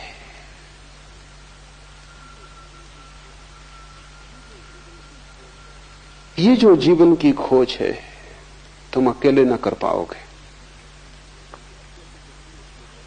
क्योंकि अकेले तो तुम अपने वर्तुल में बंद हो, तुम्हें उसके बाहर दिखाई भी नहीं पड़ता। उसके बाहर कुछ है इसकी खबर भी तुम्हें नहीं है। तुम जो हो अपनी खोल में बंद, तुम समझते हो यही जीवन है। यह खबर तुम्हें बाहर से किसी को देनी पड़ेगी जिसने इससे विराट जीवन को जाना हो। तुम अपने घर में कैद हो, तुम्हें पता भी नहीं कि घर के बाहर खुला आकाश, चांद तारे। ये तो कोई जो चांद तारों को देख कर आया हो और तुम्हें घर में दस्तक दे और कहे कि बाहर आओ, कब तक भीतर बैठे रहोगे? पहले तो तुम यही पूछोगे कि बाहर जैसी कोई चीज भी है। यही तो लोग पूछते हैं कि परमात्मा जैसी कोई चीज है, आत्मा जैसी कोई चीज है। और तुम चाहते हो कि सिद्ध कर दे कोई घर के भीतर बैठे हुए कि आकाश है। कैसे सिद्ध करेगा? घर के भीतर बैठे आकाश है, ये कैसे सिद्ध किया जा सकता? तुम्हें चलना पड़ेगा साथ।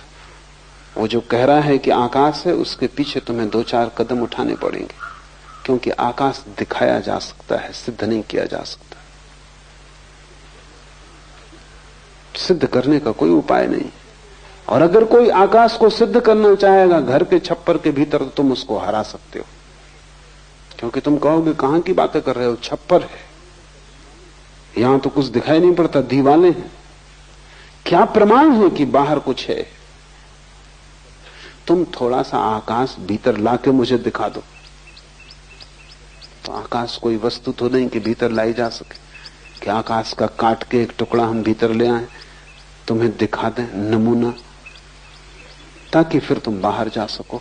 नहीं, परमात्मा का कोई खंड लाके तुम्हें दिखाया नहीं जा सकता, तुम्हें जाना होगा। इसलिए गुरु उपाय है।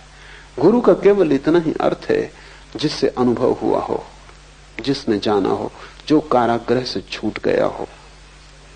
वही तुम्हें खबर दे सकता है कि तुम कारागृह में हो, और वही तुम्हें खबर दे सकता है कि छूटने का उपाय है, और वही तुम्हें रास्ता बता सकता है कि आओ मेरे पीछे। इस कारागृह में भी द्वार हैं जहां से बाहर निकला जा सकता है। इस कारागृह में भी ऐसे द्वार हैं जहां के संतरी सोए हुए हैं। इस कारागृह में ऐसे भी द्वार हैं जहां के संतरी बड़े सजग हैं। अगर तुमने वहां से निकलने की कोशिश की तो तुम और मुसीबत में पड़ जाओगे। अभी कम से कम कारागृह में तुम मुक्त हो। अगर तुमने वहां से निकलने की कोशिश की जहां संतरी सजग है, जहां मुख्य द्वार है, तो तुम कालकोठरी में डाल दिए जाओगे। तो कारागृह और छोटा हो जाएगा। और ध्यान रहे, नकार से निकलने की कोशिश में तुम कालकोठरी में गिर जाओगे। अगर तुम लड़े बुराई से तो तुम और भी बुराई में फेंक दिए जाओगे। वो मुख्य द्वार है, लेकिन वहां से कोई कभी निकल नहीं सकता। कोई कभी निकला नहीं, क्योंकि मुख्य द्वार पर पहरा देना पड़ता है। मुख्य द्वार पर सब सुरक्षा रखनी पड़ी। लेकिन इस कारागृह में ऐसे द्वार भी हैं जो गुप्त हैं। ऐसे द्वार भी हैं जहां कोई पहरा नहीं, क्योंकि उस तरफ कोई ध्यान ही नहीं देता। कैदी भी ध्यान देता है मुख्य द्वार की तरफ। मैंने सुना है एक कारागृह में फ्रांस में ऐसा हुआ क्रांति के दिनों में कि कारागृह के कैदियों ने बगावत कर दी। कैदी बगावत न करें तो ठीक है। कोई 2000 कैदी थे और कोई 20 संतरी थे, कभी भी छूट सकते थे। 20 संतरी की औकात क्या। बगावत नहीं की थी क्योंकि कैदी कभी इकट्ठे नहीं होते।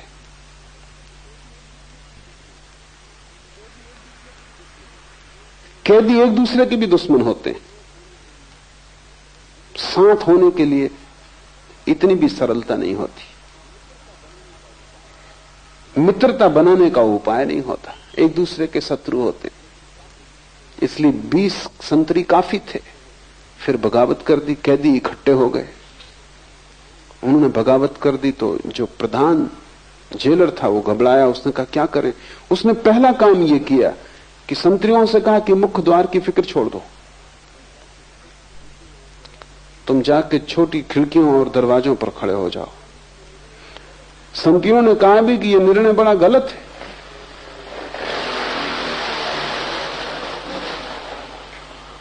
उस जेलर ने कहा तुम फिक्र मत करो,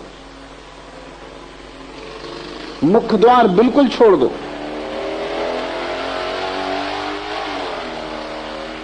मुख्य द्वार खाली छोड़ दिया गया, वहां एक भी संतरी न था।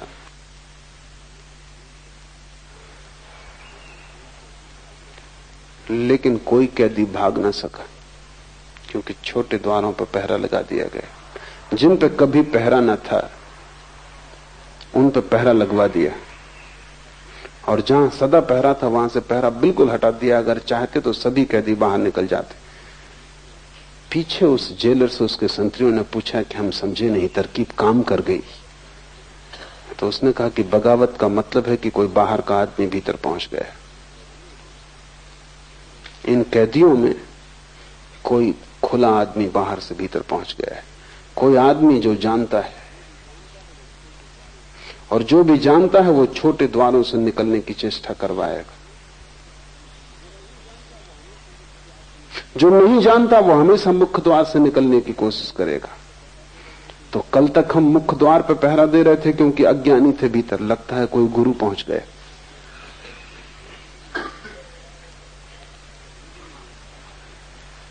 जीवन में बुराई से लड़के निकलने का द्वार मुख्य मालूम होता है।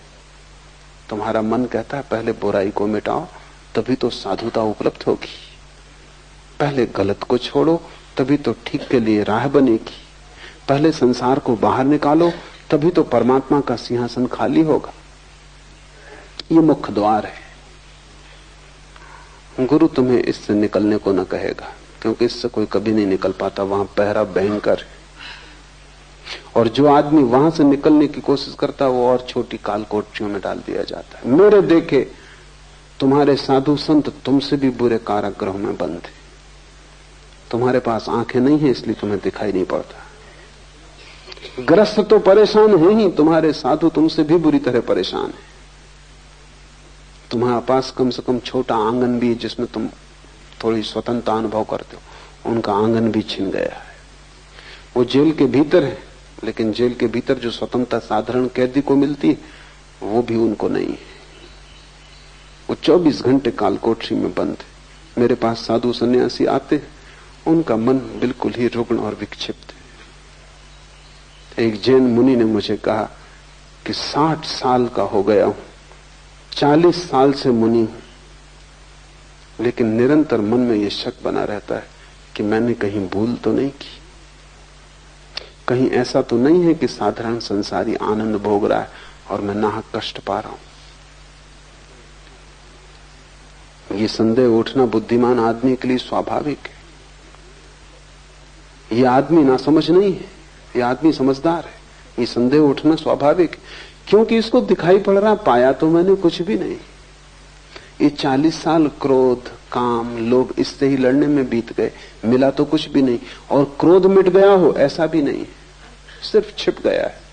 तो दूसरों से तुम छिपा सकते हो, खुद से कैसे छिपाओगे? खुद तो तुम्हें पता है, दबा के बैठे हो, सज्जन मालूम पड़ते हो, अपराध नहीं करते हो, लेकिन अपराधी भीतर मौजूद है और कभी भी कर सकता है। किसी भी क्षण मौका मिल जाए तो करेगा।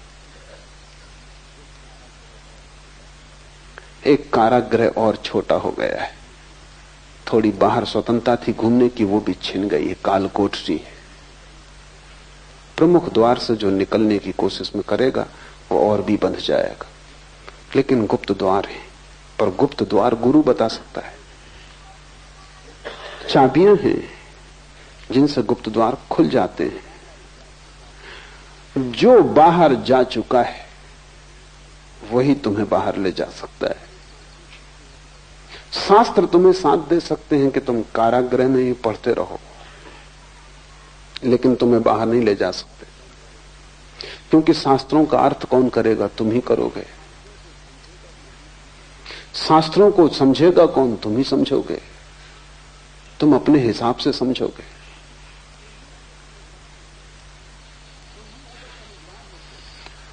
तुम ही अगर समझदार होते तो शास्त्र की कोई जरूरत न थी। तुम समझदार नहीं हो, ये पक्का है। और शास्त्र से जब ना समझ अर्थ निकालता है तो और झंझटों में पड़ जाता है। नहीं, तुम्हें जीवित शास्त्र चाहिए। गुरु का अर्थ है जीवित शास्त्र। जीवित व्यक्ति को खोजो जो तुम्हें राह दे सके। शिव कहते हैं गुरु उपाय, उसके अतिरिक्त और कोई उपाय नहीं।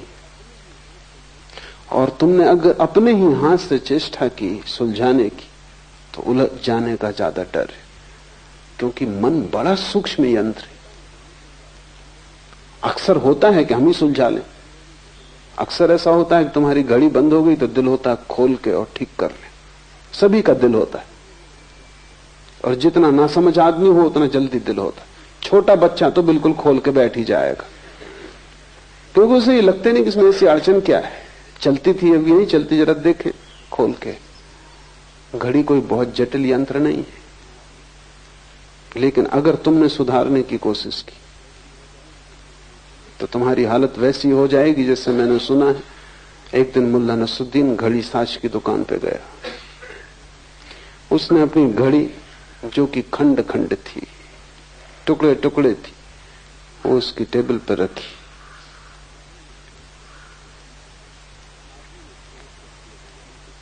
उस आदमी ने चौंक के पहले तो घड़ी को देखा, घड़ी साज ने, फिर नसरुद्दीन को देखा।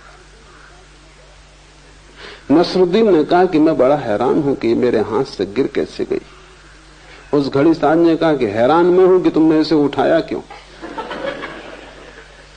अब इसमें कुछ किया नहीं जा सकता।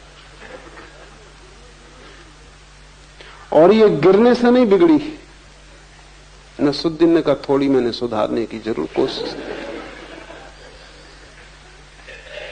उसने कहा इसे ले जाओ, अब इसे सुधारा नहीं जा सकता।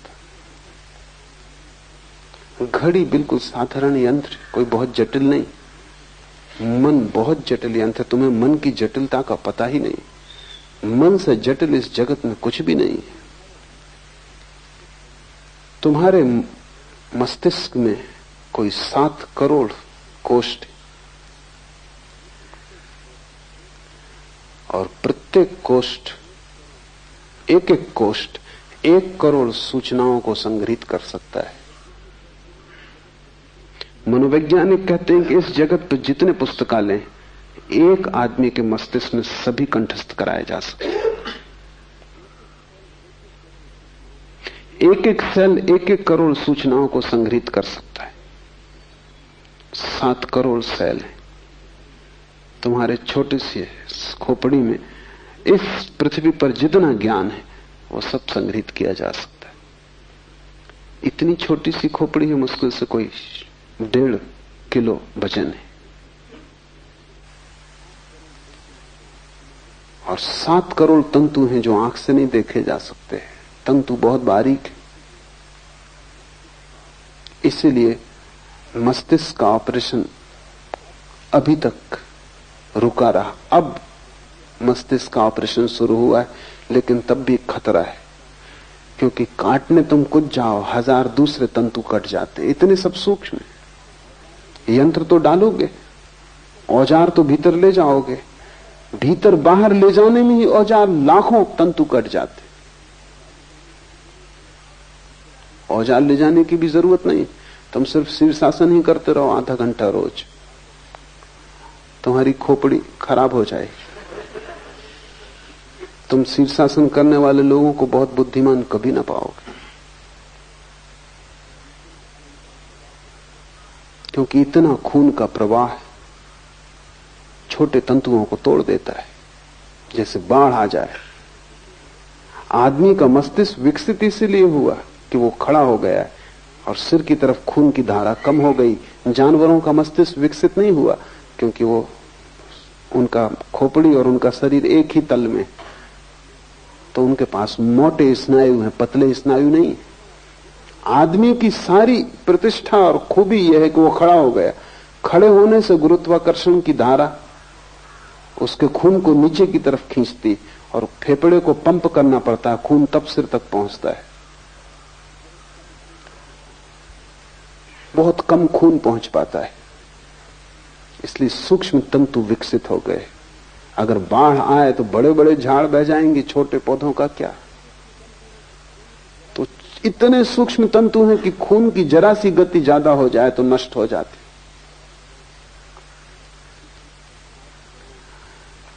इस 7 करोड़ के सूक्ष्म जाल में तुम अगर खोल के बैठ गए खुद ही,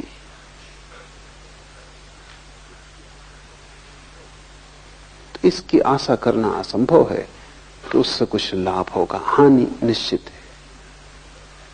और बहुत लोग खोल के अपने मस्तिष्क को बैठ जाते, अपने ही मन से ध्यान करने लगते हैं, आसन लगाने लगते हैं, कुछ किताब से इकट्ठा कर लेते हैं, कुछ सुन लेते हैं, हवा से बातें पकड़ लेते हैं, कुछ करने लगते हैं।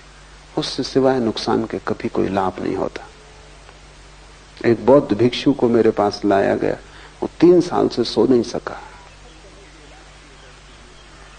सब तरह के इलाज किए गए लेकिन नींद नहीं आती। सब ट्रैंकुलाइजरों को उसने हरा दिया, नींद आती ही नहीं, कुछ भी उपाय काम नहीं कर पा रहे हैं। और 3 साल तक जो न सो, उसकी हालत तुम समझ सकते हो। वो बिल्कुल विक्षिप्त अवस्था है। और कुल मैं उससे पूछा कि, क्योंकि वो किसी डॉक्टर ने उससे पूछा ही नहीं, डॉक्टरों ने उसकी चिकित्सा शुरू कर दी, जांच पड़ताल की, शरीर की खून का दबाव, हृदय की स्थिति, सारा सब जांच पड़ताल करके इलाज शुरू किया। वो उसकी बीमारी नहीं। वो सज्जन एक ध्यान कर रहे हैं। वो एक प्राचीन परंपरा है बौद्धों की, विपस्सना। वो विपस्सना ध्यान कर रहे हैं। वो ध्यान उन्होंने शास्त्र से सीधा पढ़ लिया, क्योंकि गुरु तो एक एक शिष्य को ख्याल में रखेगा, या अगर वो कोई सामूहिक पद्धति विकसित करता है तो वो समूह को ध्यान में रखेगा। लेकिन शास्त्र तो आपका ध्यान नहीं रख सकते कि कौन पढ़ेगा। कोई भी पढ़ेगा, शास्त्र हजारों साल तक जीते। तो बहुत पुरानी विपस्सना की पद्धति है, वो उन्होंने पढ़ ली और उस पर प्रयोग शुरू कर दिया। फिर उसमें उन्हें रस आया, क्योंकि पद्धति बड़ी कीमती, बुद्ध ने खुद उपयोग किया है। लेकिन तुम्हें पता नहीं जब रस आ जाए तो कहां रुकना, क्योंकि रस भी ज्यादा हो जाए तो जहर हो जाता है। तो रस उन्हें इतना आया कि वो 24 घंटे उसे भीतर साधने लगे। जब तुम कोई चीज भीतर 24 घंटे साधोगे, नींद खो जाएगी, क्योंकि भीतर अगर इतना प्रयत्न चलाओगे तो नींद के आने की संभावना नहीं है। फिर उन्होंने वर्षों तक ये प्रयोग किया कि जिन तंतुओं से नींद आती वो तंतु टूट गए। तो अब नींद का कोई उपाय नहीं, क्योंकि डॉक्टर भी साथ दे सकता है, अगर तंतु मौजूद हो तो ट्रैंकुलाइजर जाके उन तंतुओं को शिथिल कर देगा और आप सो जाएंगे। लेकिन अगर तंतु ही टूट गए तब डॉक्टर भी क्या करेगा। तो मैंने उनको कहा कि तुम साल भर के लिए सब तरह का ध्यान छोड़ दो, तुमसे जितना आलस्य बन सके आलस्य करो, ध्यान की बात ही मत करना, शास्त्र मत पढ़ना, सोना जितना सो सको, लेटना, विश्राम करना, खूब खाओ, खूब पियो, साल भर के लिए परम संसारी हो जाओ। उन्होंने कहा आपसे ऐसी आशा न थी, आप और ऐसे शब्द कह रहे हैं, भ्रष्ट कर रहे हैं आप। तुम अगर भ्रष्ट समझते हो तो फिर तुम समझो, साल भर ये करो फिर मेरे पास आना। ठीक 3 महीने बाद वो ठीक हो गए। अब उन्हें नई पद्धति देनी पड़ी, और पद्धति को भी सोच के देना जरूरी है कि कितना तुम कर सकोगे, और फिर क्रमशः गति बढ़नी चाहिए, और पूरे चित्त की व्यवस्था का ध्यान रखना जरूरी है। इसलिए शिव कहते हैं गुरु उपाय। तुम खुद अपने उपाय मत बन जाना, अन्यथा तुम बिगाड़ कर लोगे। पहले जीवित पुरुष को खोजना कठिनाई है, क्योंकि किसी जीवित पुरुष को गुरु मानने में बड़ी बेचैनी, अहंकार को चोट लगती। इसलिए शास्त्रों में लोग ज्यादा रस लेते हैं, क्योंकि शास्त्र से कोई अहंकार को चोट नहीं लगती। शास्त्र को उठा के फेंक दो तो भी शास्त्र कुछ नहीं कर सकता, जहां रखो संभाल के वहां रखा रहता है, कुछ नहीं कर सकता। तुम गुरु के साथ ऐसा व्यवहार नहीं कर सकते, तुम्हारे अहंकार को वहां छूटना पड़ेगा, वहां तुम्हें झुकना पड़ेगा। शास्त्र के सामने भी तुम झुकते हो तो वो तुम्हारी मौज है, मालिक तुम ही रहते हो। जब दिल आए बदल दो, और शास्त्र कह दो चलो हटो, तो शास्त्र कुछ न कर पाएगा। लेकिन गुरु जीवित है, वहां झुकना पड़ेगा, और जीवित व्यक्ति की बड़ी चोट लगती। इसलिए लोग पहले किताब देखते हैं, जब थक जाते हैं किताबों से तब गुरु को खोजते हैं।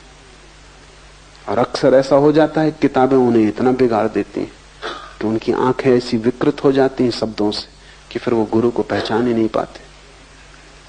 तुम अगर गुरु के पास भी जाते हो तो तुम किताब की पहचान लेके जाते हो। तुमने किताब में पढ़ लिया कि गुरु कैसा होना चाहिए, कोई किताब नहीं बता सकती कि गुरु कैसा होना चाहिए। कोई भी किताब किसी गुरु के संबंध में बता सकती है। अगर कबीर के संबंध में किसी ने किताब लिखी तो वो कबीर के संबंध में बताती है कि कबीर ऐसे गुरु थे, दोबारा कबीर थोड़ी होंगे। जो लक्षण है वो कबीर के हैं, गुरु के नहीं। अगर तुम कबीर पंथी हो और कबीर की किताब से भर गए हो तो तुम वो कबीर के गुण किसी गुरु में खोजोगे, वो गुरु तुम्हें अब कभी नहीं मिलने वाला, क्योंकि कबीर दोबारा पैदा नहीं होंगे। दिगंबर जैन है, वो जब तक गुरु न मानेगा किसी को, जब तक वो नग्न न खड़ा हो। वो महावीर की मौज थी कि वो नग्न खड़े हुए, वो मेरी मौज नहीं है। अब वो महावीर को खोज रहा है जो अब नहीं है। और बड़े मजे की बात है, जब महावीर थे तब हो सकता है यही आदमी दिक्कत में था, क्योंकि वो नंगे खड़े थे। जब जो उस समय जो किताबें प्रचलित थी उनमें ये लक्षण नहीं था। खुद महावीर के पहले के जो तीर्थंकर हैं वो भी वस्त्रधारी थे, जैन तीर्थंकर भी वस्त्रधारी थे।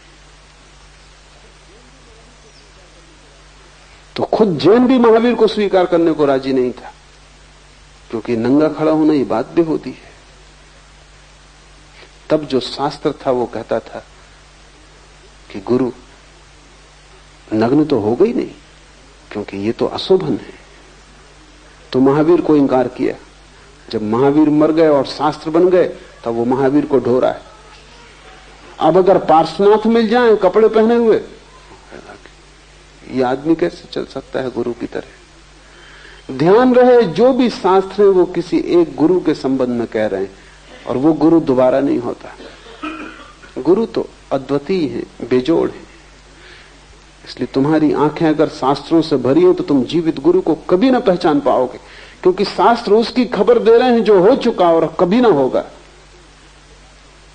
जो लोग महावीर को मानते हैं वो बुद्ध के पास जाएंगे, इंकार कर देंगे, वो कहेंगे होंगे महात्मा होंगे, लेकिन भगवान नहीं, क्योंकि वस्त्र पहने हुए। एक जैन सज्जन है, उन्होंने एक किताब लिखी।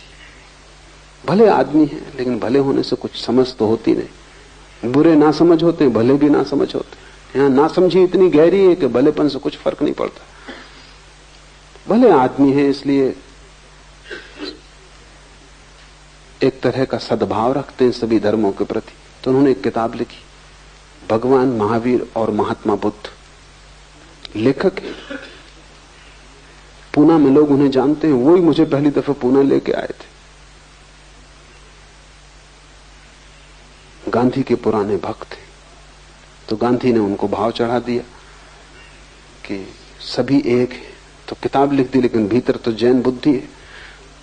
मैं उनके घर मेहमान था, तो मैंने पूछा, और तो मेरी समझ में आया, लेकिन इतना फर्क काहे रखा है भगवान महावीर और महात्मा बुद्ध? तो बोले ऐसा है कि भगवान तो महावीर ही है। ज्यादा से ज्यादा इतना हम स्वीकार कर सकते हैं कि बुद्ध महात्मा है, लेकिन भगवान नहीं। क्यों?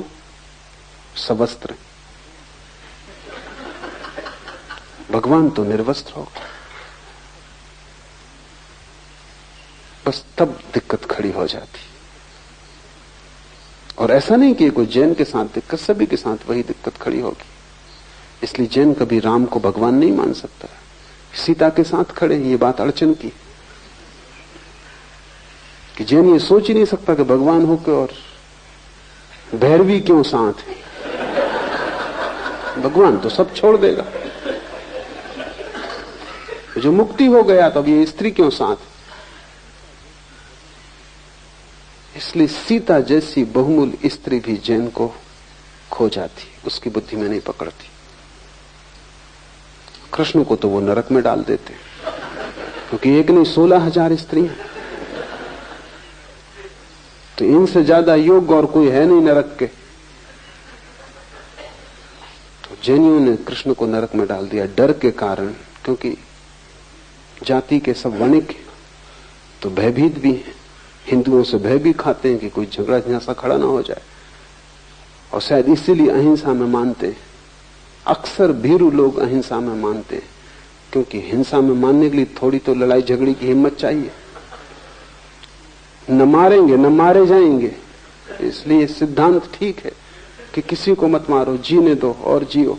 मगर जीने की इच्छा है, वो कोई दूसरे से प्रयोजन नहीं। तो डर के मारे एक दूसरी तरकीब भी लगाई है, वो ये कि कृष्ण को नरक में डाल दिया, और फिर भय के कारण, क्योंकि नरक में तो डालना जरूरी, सिद्धांत में कहीं आते नहीं, मगर भय के कारण कि हिंदुओं के बीच जीना है, तो ये भी स्वीकार कर लिया है कि अगले कल्प में वो पहले तीर्थंकर होंगे। समझौता हो गया। ये बनिए की जो वृत्ति है गणित, अब हिंदू नाराज भी नहीं हो सकते कि भाई कोई हर्ष नहीं, अपना सिद्धांत भी संभल गया, झगड़े से भी बच गए।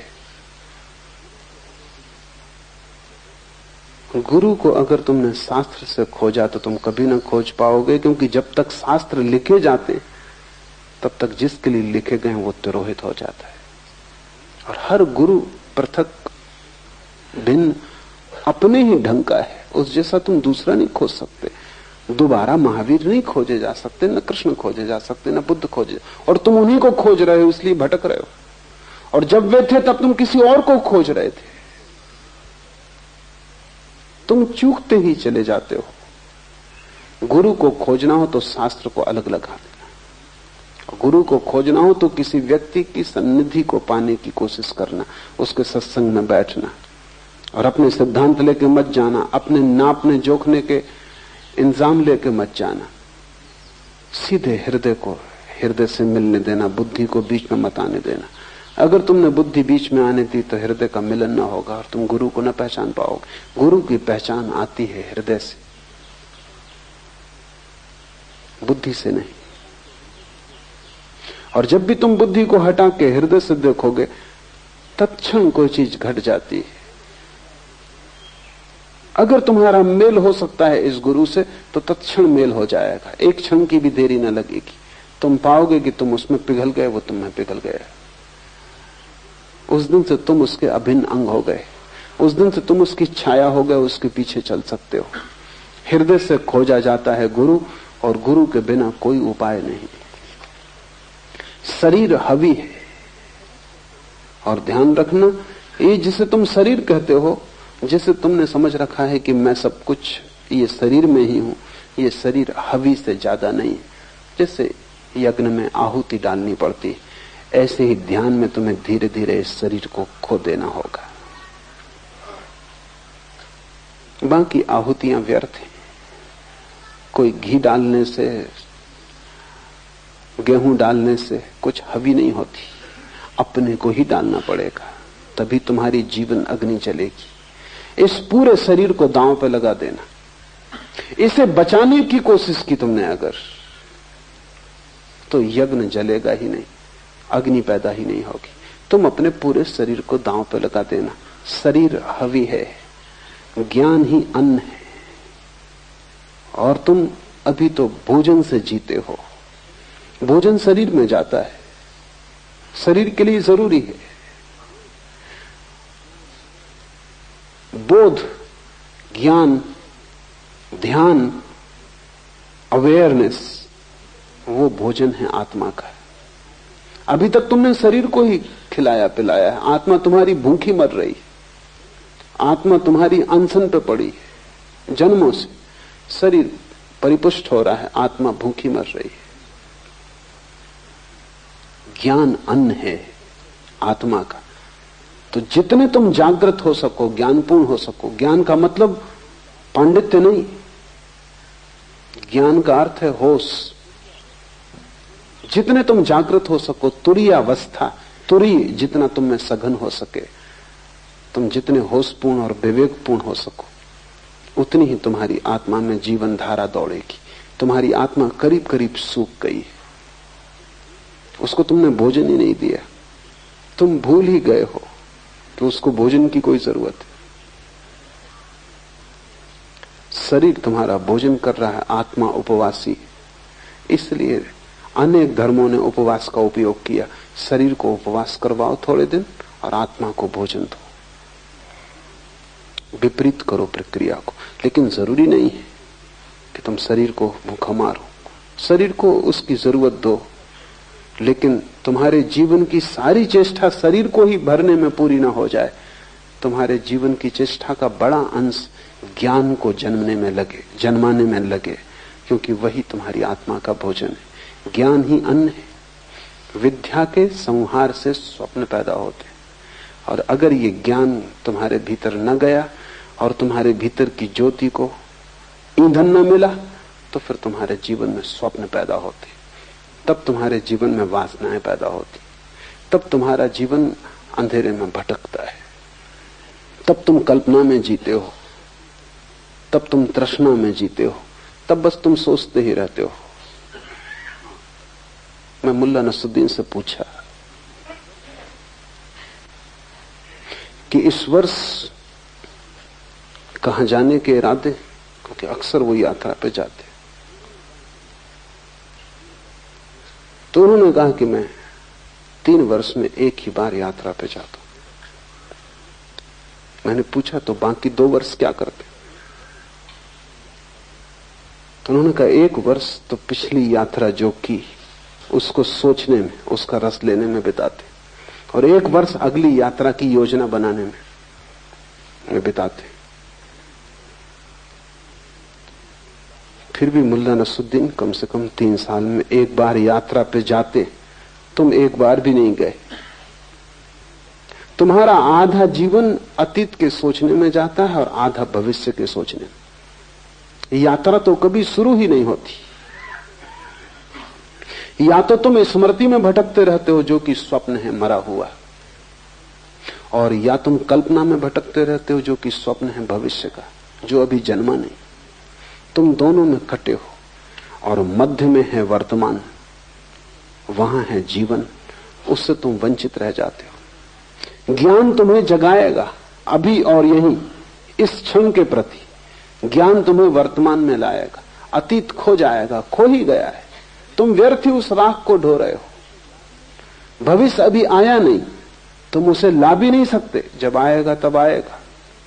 वर्तमान अभी मौजूद है, जो मौजूद है वही सत्य है। स्वप्न का अर्थ है जो मौजूद नहीं है उसमें भटकना।